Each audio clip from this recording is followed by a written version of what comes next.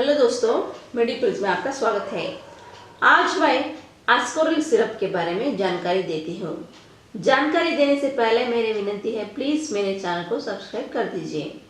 आस्कोरिल syrup को काफ, congestion, bronchitis, खांसी से होने वाले ब्रीथिंग प्रॉब्लम्स, अस्थमा, वेट कफ आदि के लिए यूज़ किया जाता है। फिर से बता रही हूँ, आस्कोरिल सिरप को काफ, कंजेशन, ब्रोंकाइटिस, खांसी से होने वाले ब्रीथिंग प्रॉब्लम्स, अस्थमा, वेट कफ आदि के लिए यूज किया जाता है।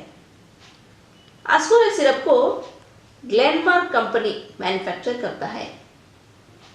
इसका दाम 100 ml का बॉटल के लिए 106 रुपीस। अब आस्कोरिल सिरप का इंग्रेडिएंट के बारे में जानते हैं। इसमें terbutaline sulphate 1.25 mg, bromhexine hydrochloride 2 mg, guaifenesin 50 mg, menthol 0.5 mg ingredient मिला हुआ है।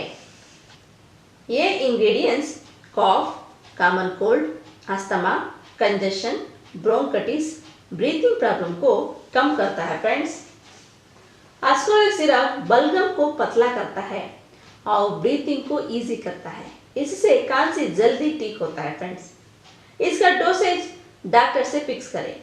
किसी भी मेडिसिन लेने से पहले डॉक्टर का सलाह जरूर लीजिए। फ्रेंड्स, आस्कोरिल सिरप को दिन में 2 टेबलस्पून 3 बार ले सकते हैं।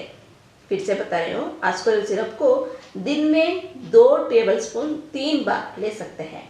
इस सिरप को प्रेगनेंसी और अल्कोहल सेवन करके इस्तेमाल ना कीजिए। लीवर और किडनी प्रॉब्लम है तो डॉक्टर का सलाह लेके इस्तेमाल कीजिए। ठीक है फ्रेंड्स, ये जानकारी आपको अच्छे लगे तो प्लीज़ लाइक शेयर कर दीजिए। धन्यवाद।